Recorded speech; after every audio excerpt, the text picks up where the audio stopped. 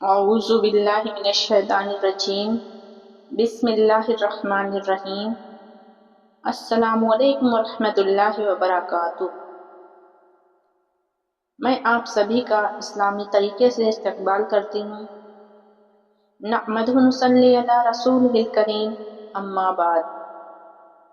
میری پیاری مائیں اور بہنیں، آج کا میرا بیان نہایت اہم اور حساس موضوع پر ہے کہ عورتیں حضرت فاطمہ رضی اللہ تعالی عنہ رابعہ بصری کی زندگی سے کیا کچھ سیکھ سکتی ہیں، اپنی زندگی کو سدھار سکتی ہیں تاکہ خود کو جہنم کے ایندھن بننے سے بچ جائے۔ میرے پیارے آقا نبی کریم صلی اللہ علیہ وسلم نے فرمایا، معراج کی رات عورتوں کی تعداد جہنم میں مردوں سے زیادہ دیکھی۔ لہٰذا آج میں بتاؤں گی وہ اپنی زندگی کو سدھاریں اور اسلامی طریقے سے اپنی زندگی کو کیسے گزار سکتی ہیں۔ اللہ رب العزت نے عورت کو بے شمار خوبیاں عطا فرمائی ہیں۔ اللہ نے عورت کو ماں کا درجہ عطا فرمایا، عورت کو بہن کا درجہ عطا کیا۔ اللہ سبحانہ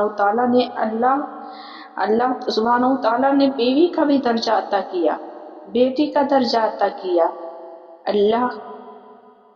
اللہ تعالیٰ کی ہم پر کتنی رحمت ہے، مگر سوال یہ کہ کیا آج کی عورت کیا اپنی اصل پہچان کو جانتی ہے، اپنی عزت اور حیا کو سمجھتی ہے جو اسلام نے اسے عطا کیا ہے؟ میری آپ سبھی سے گزارش ہے کہ اس بیان کو پورا سنیں اور ثواب کی نیت سے دوسروں تک شیئر کریں، تاکہ جو خواتین آج کے ماڈرن دور کے اعتبار سے ڈھلتی جا رہی ہیں اور اپنی زندگیوں کو برباد کرتی جا رہی ہیں، وہ سمجھ سکیں کہ ان کا اسلام میں کتنا بلند مرتبہ ہے، ان کا اسلام میں کتنا اعلیٰ درجہ ہے۔ ہمارا اسلام کہتا ہے کہ کامیابی اگر چاہتی ہو تو حضرت فاطمہ زہرا رضی اللہ تعالی عنہ کی حیا میں تمہیں کامیابی ملے گی۔ اگر تم کامیابی چاہتی ہو، حضرت رابعہ بصری کی عبادت میں تمہیں کامیابی ملے گی، عفت اور پاک دامنی میں تمہیں کامیابی ملے گی۔ حضرت فاطمہ رضی اللہ تعالی عنہ ہمارے نبی کریم صلی اللہ علیہ وسلم کی نور نظر بیٹی تھی۔ فاطمہ رضی اللہ تعالی عنہ سادگی، حیا، صبر اور عبادت کا پیکر تھی۔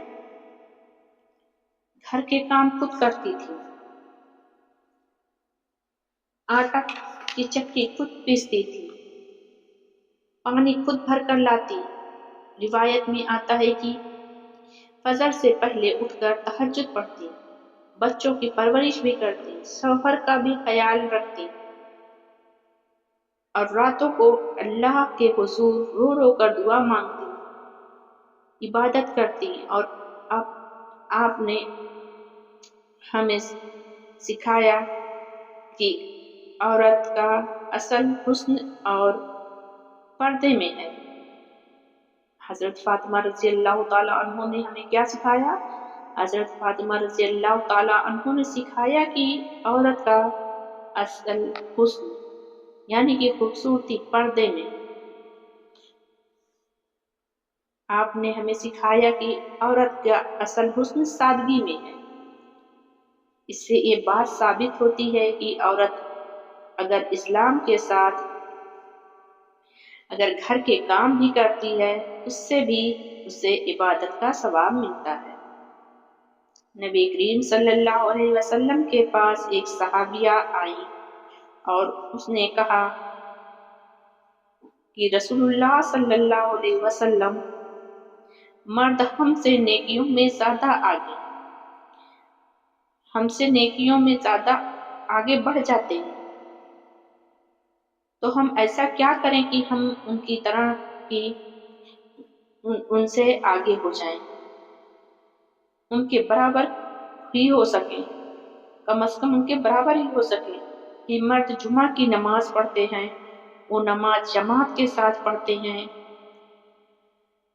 جبکہ عورتوں کو ان چیزوں کی اجازت نہیں دی گئی، تو ہم مردوں کی طرح عبادت میں کیسے آگے بڑھ سکتے ہیں؟ تو میرے آقا حضور صلی اللہ علیہ وسلم نے جواب دیا کہ اگر عورت اس جواب کو سمجھ کر اس جواب کو اپنی زندگی میں ڈھال لیں تو ان کی آنے والی نسلوں کے لیے مثال راہ ثابت ہو سکتی ہے۔ میرے اور آپ کے پیارے آقا صلی اللہ علیہ وسلم نے فرمایا کہ اگر تم چاہتی ہو کہ مرد کو جو ثواب ملتا ہے وہ تمہیں بھی ملنا شروع ہو جائے، اگر چاہتی ہو جو ثواب مردوں کو جمعہ کی نماز اور عیدین کی نماز سے ملتا ہے وہ تمہیں بھی ملے، تو تمہیں صرف گھر پر رہنا ہے اور گھر کے کاموں کو خوشی کے ساتھ کرنا ہے۔ اللہ تبارک و تعالیٰ گھر کے کام کرنے کے بدلے تمہیں وہ عبادت کرنے کا ثواب دے گا جو مرد کو ملتا ہے۔ اللہ سبحانہ و تعالیٰ میری بہنوں، صرف فیشن ہی ہر چیز نہیں، میک اپ کر کے گلیوں بازاروں میں گھومنا، چوراہوں پر گھومنا یہ تمہاری پہچان نہیں، بلکہ اس کے لیے اسلام اللہ سبحانہ و تعالیٰ سخت ناراض ہوتے ہیں۔ اسلام اس کی اجازت ہرگز نہیں دیتا، تمہیں اس کی اجازت کبھی نہیں دی اسلام نے کہ تم بے پردہ ہو کر گلیوں بازاروں میں گھومو، کیونکہ میرے نبی صلی اللہ علیہ وسلم نے فرمایا کہ ایسی عورتیں تو جہنمی ہیں جو غیر مردوں کو لبھانے کی خاطر گلیوں بازاروں میں گھومتی ہیں، اور ایسی عورتیں جہنمی، یہاں تک کہ فرمایا عورت خوشبو استعمال کرتی ہے، خوشبو لگاتی ہے اور بغیر کسی ضرورت کے نامحرم کے پاس خوشبو لگا کر گزرتی ہے، اور اگر وہ نامحرم مرد اس کی طرف متوجہ ہو، اس کی طرف مائل ہو تو زانیہ کے گناہ کے برابر گناہ ہوتا ہے۔ یعنی زنا کرنے والی عورتوں کو جتنا گناہ ہوتا ہے، خوشبو لگانے والی عورتوں کو بھی اتنا ہی گناہ ہوگا۔ اللہ اکبر، اللہ ہم سب کی حفاظت فرمائے۔ تو سوچئے ذرا آج ہم کہاں آ گرے ہیں، ہمارا مقام اسلام نے کتنا بلند کیا تھا۔ جب بیٹی بنا کر اللہ نے دنیا میں بھیجا تو رحمت کی شکل عطا کر دی، جب بہن بنی تو بھائیوں کے لیے جانثار بنی، غمگسار بنی، جب بیوی بنی تو شوہر کے ایمان کو مکمل کرنے والی بنی، جب ماں بنی تو اللہ سبحانہ و تعالیٰ نے جنت اس کے قدموں میں لا کر رکھ دیا۔ آج ہم غور کریں کہ ہم تو ماں بھی ہیں، بیٹی بھی ہیں، بہنیں، مطلب کچھ بہنیں ماں بھی ہیں، بیٹی بھی ہیں، سب کو الگ الگ سب کو مطلب تینوں مقام سب کو ملنے ہیں، بہنوں میں بھی، بیوی میں بھی، لیکن کیا وہی بہن ہیں جو اپنے بھائی کے لیے جانثاری کا ثبوت دیتی ہیں؟ کیا ہم وہی بیٹیاں ہیں جو اپنے باپ کے لیے رحمت اور جہنم سے پردہ بنتی ہیں؟ کیا ہم وہی بہنیں بیوی ہیں جس کے لیے ہم نے اپنے شوہر کے آدھے ایمان کو مکمل کر دیا؟ کیا ہم وہی ماں ہیں جن کے قدموں کے نیچے جنت لا کر اللہ نے رکھ دی؟ کیا ہماری اولاد ہمارے قدموں کے نیچے جنت مل سکتی ہے ہماری اولاد کو؟ تو ہرگز نہیں، کیونکہ اگر آپ یعنی کہ مائیں خود جہنمیوں والے کام کریں گی تو ہمارے قدموں کے نیچے جنت کیسے ہوگی؟ ہمیں چاہیے ہم اپنے اعمال کو سدھاریں، اخلاق کو سدھاریں اور اسلام کو اپنے گھروں میں لائیں، تاکہ ہماری آنے والی نسلیں اسلامی طریقے سے اپنی زندگی گزاریں، اس پر چل سکیں، اپنی دنیا اور آخرت سنوار سکیں۔ حضرت رابعہ بصری کون نہیں جانتا، ان کے نام سے ہم سب واقف ہیں، ان کی طرح بننا چاہتے ہیں۔ کیا خوابوں میں ہم ان کی طرح بنیں گے؟ ہم ان کی طرح بننے کی کوشش ہمیں ان کی طرح بننے کی کوشش کرنا چاہیے، اس کے لیے ہمیں محنت کرنی پڑے گی۔ رابعہ بصری ایک ایسی خاتون تھیں جنہوں نے دنیا کی چمک دمک چھوڑ کر اللہ کی محبت میں زندگی گزار دی۔ ان کی دعاؤں میں خلوص، ان کے الفاظ میں تاثیر اور ان کی عبادت میں اللہ سے محبت تھی۔ ایک دن کسی نے پوچھا، آپ اللہ سے جنت کی امید رکھتی ہیں؟ انہوں نے جواب دیا، میں جنت کی نہیں، صرف اللہ کی رضا چاہتی ہوں۔ اللہ اکبر! کیا آج کی عورت کے دل میں اللہ سے اتنی محبت ہے؟ اگر کسی کے دل میں ایسی محبت آ جائے، اس کی دنیا اور آخرت دونوں سنور جائے۔ میری بہنوں، میرا خاص پیغام ہے آپ سبھی کے لیے۔ اگر آپ اس پیغام کو سن رہی ہیں تو اس پیغام کو دوسروں تک بھی پہنچائیں اور اس پر عمل کریں، کیونکہ آج کی عورتیں تعلیم یافتہ ہیں، سمجھدار ہیں۔ یہ سب بہت اچھی بات ہے، لیکن اگر اس میں حیا نہ ہو، اگر اس میں پردہ نہ ہو، اگر نرمی نہ ہو، اگر اللہ سے تعلق نہ ہو، تو یہ ساری ترقی بے معنی۔ یہی ترقی اس کے زوال کا سبب بنے گی، یہی جہنم کے گڈھے میں لے جائے گی، یہی جہنم کے گڈھے میں لے جا کر گرا دے گی۔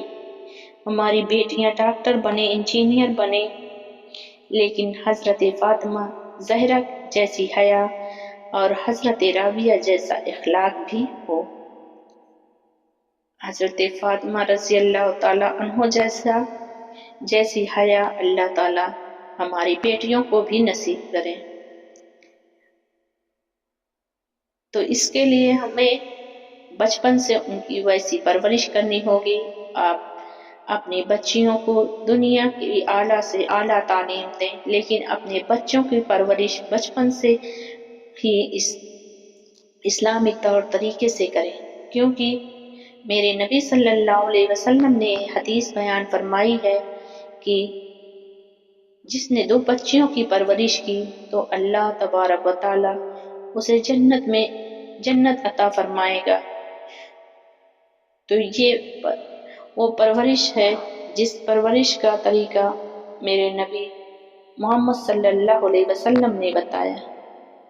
2 بچوں کی پرورش میرے نبی صلی اللہ علیہ وسلم کے طریقے پر کی، جس نے کی اس والدین کے لیے جنت واجب ہو جائے گی۔ تو والدین کو چاہیے تعلیم کا مطالعہ کریں، علم دین کو سمجھیں، خود بھی دین کو سیکھیں اور اپنے بچوں کو بھی سکھائیں۔ جب خود سیکھیں گے تو اپنے بچوں کو بھی سکھا سکیں گے، تاکہ ہماری آنے والی نسلیں بربادیوں کا شکار نہ ہوں، بلکہ کامیابیاں ان کے قدموں میں آ کر چومیں۔ ہم سبھی کی یہ خواہش تو ہوتی ہے کہ ہماری بچیاں اعلیٰ تعلیم حاصل کریں، اس کے ساتھ ساتھ ان کا اخلاق بھی اچھا ہو، نیک ہوں۔ تو ہمیں چاہیے کہ ہم محنت کریں، چاہے وہ باہر کام کریں یا گھر کے اندر میں ہوں، ان کا لباس اسلامک لباس ہو، یعنی کہ اسلام کے مطابق ہونا چاہیے۔ ان کی زبان اسلام والی ہونی چاہیے، یعنی کہ ایسی زبان جس سے کسی کو تکلیف نہ ہو، ایسی زبان جو نہ کسی کو برا بھلا کہے اور نہ کہ کسی کو تکلیف دے، اسلام کے مطابق ہونی چاہیے۔ میری بہنوں، پردہ قید نہیں، عزت کی ضمانت ہے۔ حیا کمزوری نہیں، تمہاری طاقت ہے، کیونکہ یہ بات میں آپ کو بتا رہی ہوں، جو بے پردہ رہتی ہیں ان کو لوگ جب وہ گھر سے باہر نکلتے ہیں تو لوگوں کی نظریں پڑتی ہیں اور وہ گھور گھور کر دیکھتے ہیں، لیکن جو اپنی عزت کی حفاظت کرنا جانتی ہیں، جو پردے کے ساتھ ہوتی ہیں، جب وہ گھر سے باہر نکلتی ہیں تو لوگوں کی نظریں جھک جاتی ہیں کہ کیوں جھک جاتی ہیں؟ کیونکہ کوئی حیا والی عورت جا رہی ہے، اس کی طرف دیکھنا ہمارے لیے گناہ کا سبب بنے گا، حالانکہ بے پردہ عورت کی طرف دیکھنا بھی گناہ ہے، لیکن وہ خود کو ہی دکھا رہی ہیں، اس لیے لوگ ان کو دیکھ رہے ہیں۔ جو حیا والی ہوتی ہیں تو لوگوں کو بھی ان سے حیا آتی ہے اور ان کی طرف گندی نگاہوں سے نہیں دیکھتے۔ اگر تم چاہتی ہو کہ غلط نگاہوں سے بچیں، تم اپنے آپ کی قدر پہچانو، اپنے آپ کو جانو، اپنے آپ کو دماغ میں اپنے آپ میں سوال کرو، کیا اگر آپ پردہ کریں گے اور دین کے راستے پر چلیں گے تو اللہ آپ کی حفاظت خود کرے گا۔ ہم تعلیم کو کیسے حاصل کر سکیں، اس سوال کا جواب میں دے رہی ہوں۔ تعلیم حاصل ضرور کریں،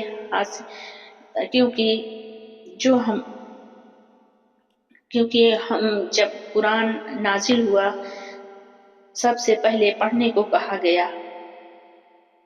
اس قوم کی حالت اگر آج دیکھی جائے، سب سے زیادہ ان پڑھ وہی قوم رہ گئی ہے، اس لیے تعلیم حاصل کریں اور عورت بھی علم حاصل کرے۔ علم حاصل کرنا مرد عورت دونوں پر فرض ہے، اور اگر ایک عورت تعلیم حاصل کرتی ہے تو اپنے معاشرے کو سنوار سکتی ہے۔ اور میں آپ سبھی کو یہ ضروری پیغام دینا چاہوں گی کہ اگر آپ واقعی میں علم دین حاصل کرنا چاہتی ہیں، اگر آپ نے ابھی تک قرآن صحیح سے نہیں پڑھا ہے تو پڑھیں، ترجمے کو سمجھیں اور پڑھیں، کیونکہ قیامت کے دن کوئی بہانہ نہیں چلے گا، کوئی بہانہ نہیں کر سکتی ہیں کہ میرے گھر میں ذمہ داریاں بہت تھیں، علم دین حاصل نہ کر سکی، اپنے بچوں کو نہ سکھا سکی۔ حضرت فاطمہ بھی رضی اللہ تعالی عنہ بھی گھر کے کام کیا کرتی تھیں اور عبادت بھی کرتی تھیں۔